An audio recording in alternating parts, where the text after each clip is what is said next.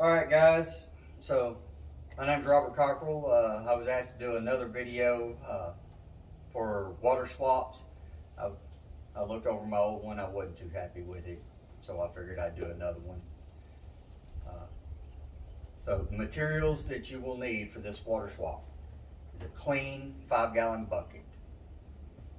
I personally have about 4.5 gallons of water in there because of the length of hose that I have and everything. I've got 350 foot of hose. If you're running 200 foot of hose, you're going to use a lot less. So take it with a grain of salt on how much water. But we'll go over everything that you basically need. Okay, so like I said, 5-gallon bucket of water. It's clean water, no trash in it and stuff like that. What you would do, you've got your pump in your barrel right now and you're wanting to swap, say, to a closed cell. This is open cell. Pull it out.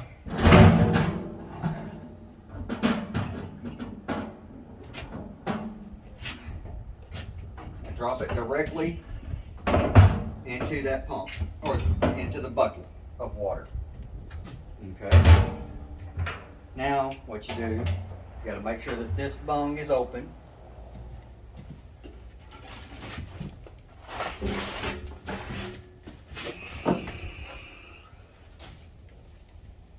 Disconnect air hose.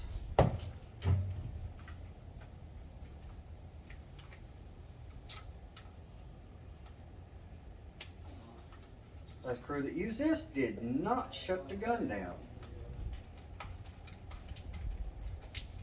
They may very well be rebuilding their gun. That's a hazard because of this right here. That could have leaked everywhere.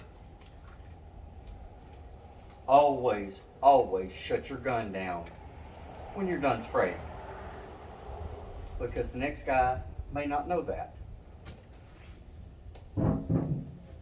Okay, now that it's off, I'll do a small quick cleaning just to get some of the loose stuff off.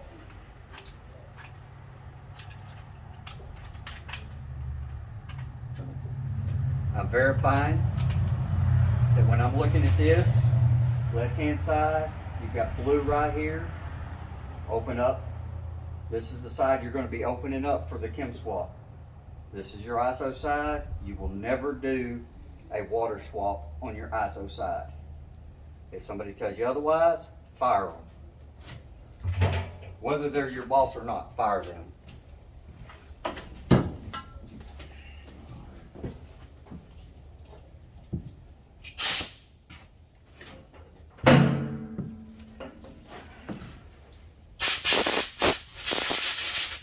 Just cleaning that off just a little bit.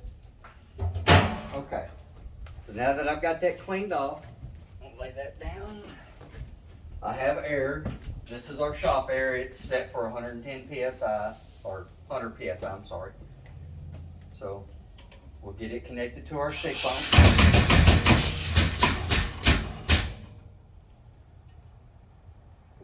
That was unanticipated. I guess they ran out and didn't address it the other day. So I'm gonna have to have a discussion with them over that. All right, that's not what I need. This is what I need. Okay, so now what you're gonna do, again, verifying again, your left-hand side, looking at it from this direction, you're gonna come over here, and you're gonna go right into your barrel. And you're gonna start pushing chemical.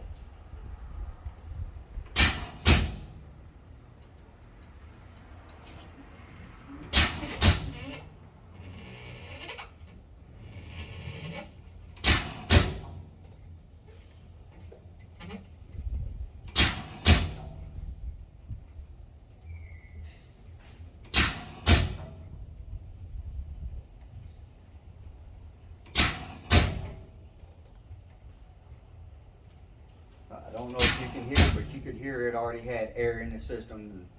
I'm a little upset about that because I don't like running my barrels completely empty like that. So.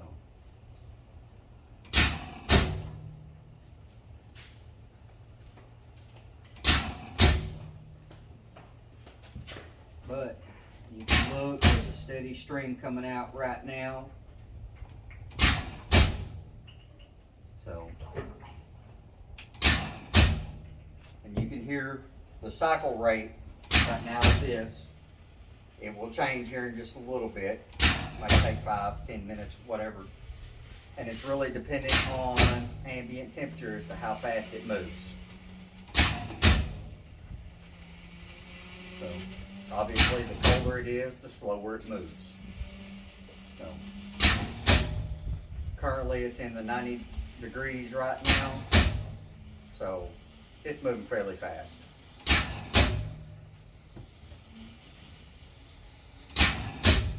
I'm also watching this water level. It's right here in this. So that's also a good judge for me because I know it takes right at 4.5 gallons of water in my hose, because I've done it so many times that I know when I'm getting close to the change.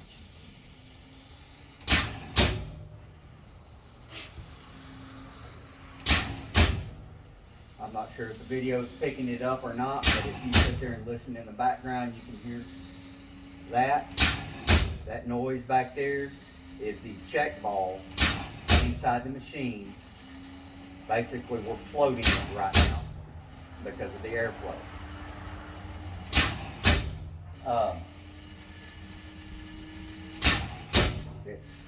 The water flows at a high flow rate compared to the chemical, so it's going to flush any debris through the hose.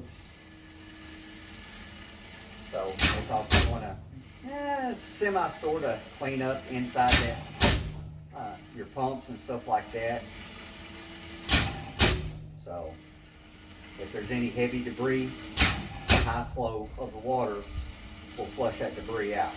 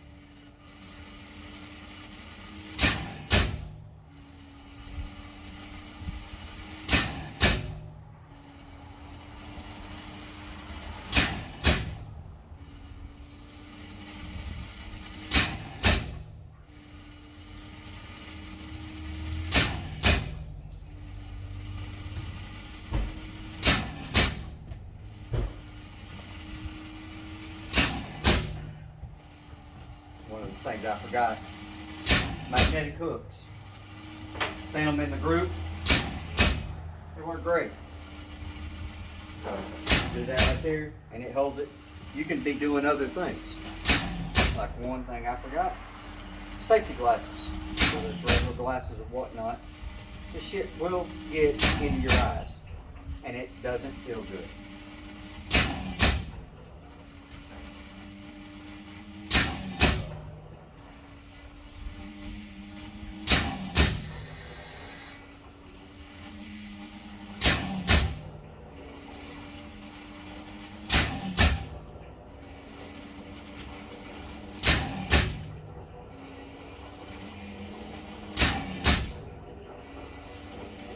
Wait, and dirty bucket.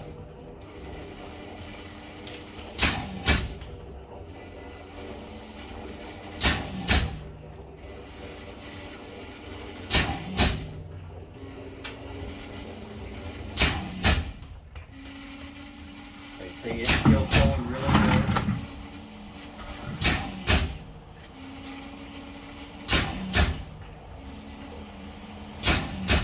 But if you can see it, it's starting to change pattern just a little bit. So That's when it's starting to flow really good. You can hear the pump. It's starting to get a little faster. It's almost there. Currently, I'm right about here on my water, so I'm just about there. See how it's combing out right now? So, a lot of that is air. I'm gonna go ahead and set it down. Alright, so there's that.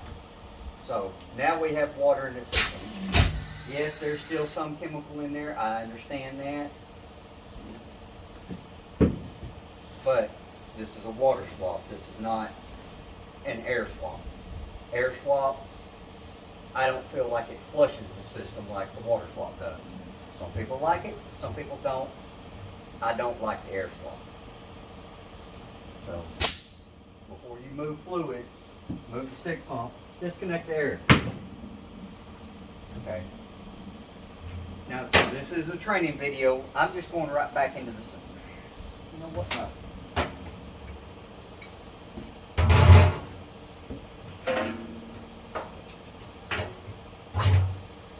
You would take, when you're going into your new chemical,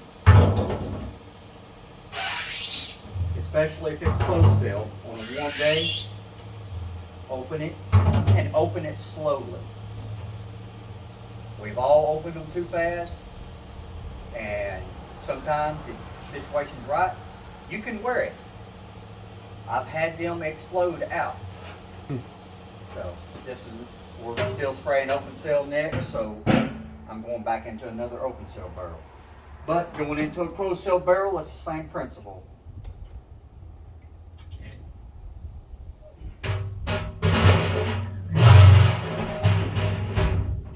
Some guys will take and hit the bottom foot valve, drain all that water out.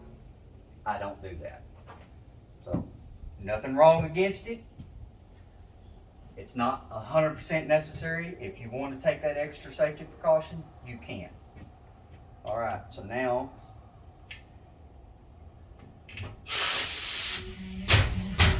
okay, so I have air plugged back into it. Now, I'm going to take, and if you're doing closed cell, it is really recommended to have 2 buckets available to you. If you're going into open cell, you don't necessarily have to have it. But, okay, so I have a dirty bucket right now. This was an old paint bucket of ours. So,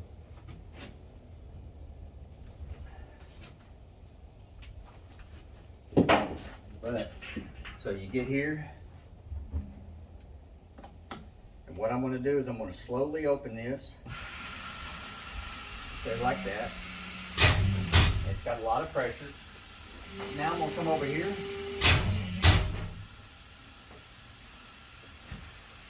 and I'm squeezing the air line. I'll open this up just a little bit. Squeeze the air line so that way it doesn't build pressure. And slowly open that valve so it relieves pressure.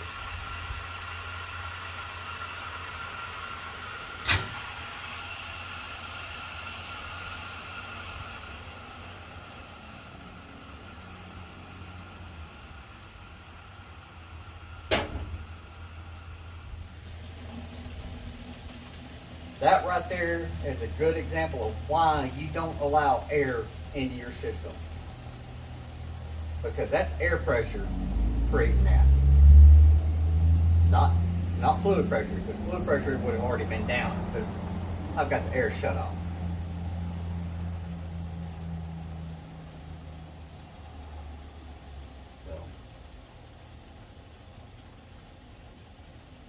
But once air pressure is down just a little bit, slowly ease off on the air.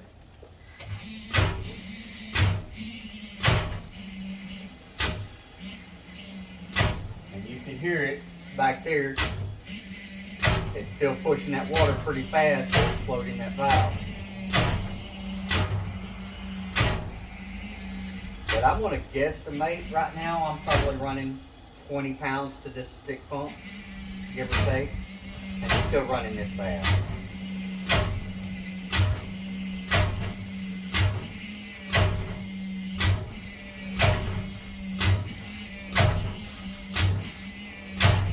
You can hear the air coming through, because you can hear it popping.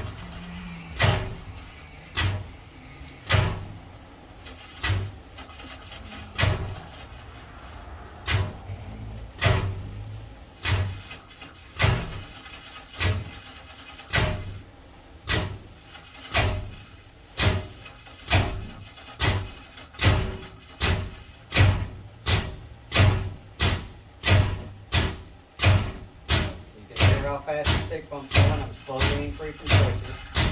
I'm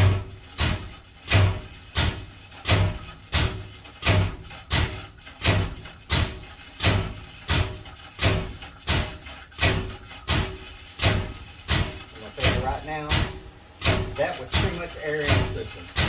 Plain and simple. That was a crossover waiting to happen. If you run out of chemical, stop. Do not keep pulling that trigger.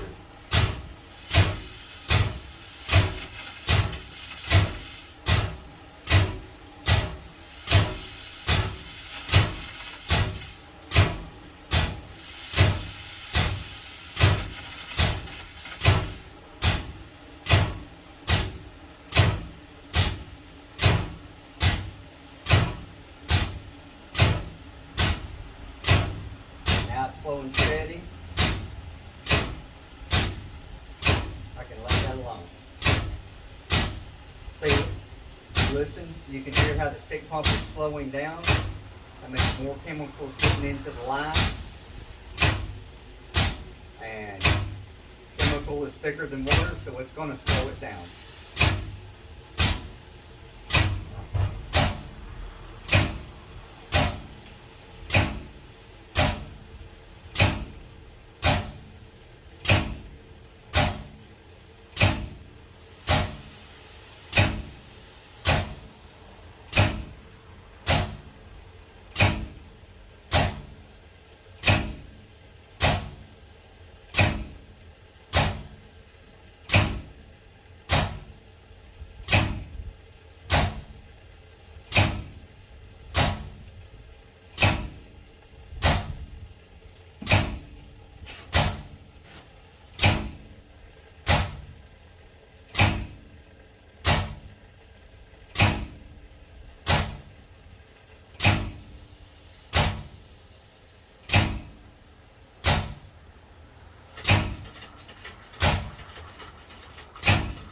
There's even more air coming out.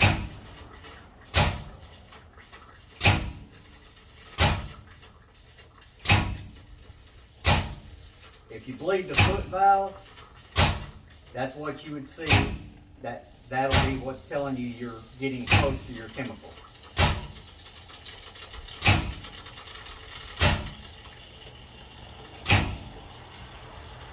As you can tell, it's changing just a little bit.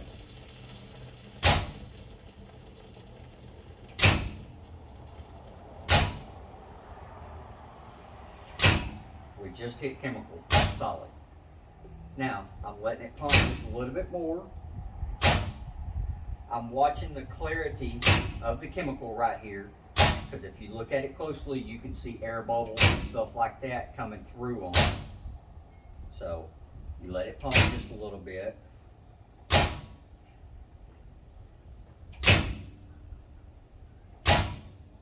And you'll see an air bubble or a water bubble or something come through every now and then. I don't know if y'all can see it come through.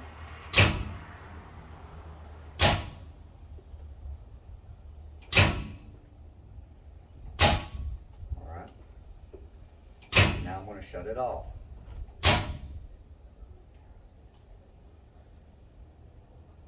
The pump stopped almost immediately. That tells me that I've pretty much gotten all of my air and all of my water out of that system. Now, if I'd have shut this valve and it would have kept pumping, 3 or 4 more strokes, there's still more air in here. There's still, and that's an indicator of too much air if that pump keeps stroking. So now what I would do, the system's cold now. I can fire up, start heating my hose up, pull it out, put the gun on there, do test sprays first. You always do a test spray when you do a chemical swap on plastic, not in the walls, on plastic. Because I've still got the opposing chemical in my gun. Well, so you spray it on the plastic until you're seeing good foam, because you don't want clopin, which is, it could be closed cell with a little bit of open cell in there, or it could be closed cell with a little bit of water in there, could be open cell with too much water in there, open cell with closed cell in there. It just bad cell structure. But you do this, then you test spray until you see good foam, which shouldn't be a whole lot. Maybe on my machine, it's 100 strokes to push all the way through the chemical from the machine to the end of the gun. So, I might have 10 or 15 strokes at the most of spraying out, with E20. Obviously it's going to be more than that, probably going to be about 300 strokes, or, could be less. But once you've verified that your foam is good from there, then you can start spraying it in your walls, roof, whatever. Okay? Y'all have a good day. Stay safe. Stay hydrated.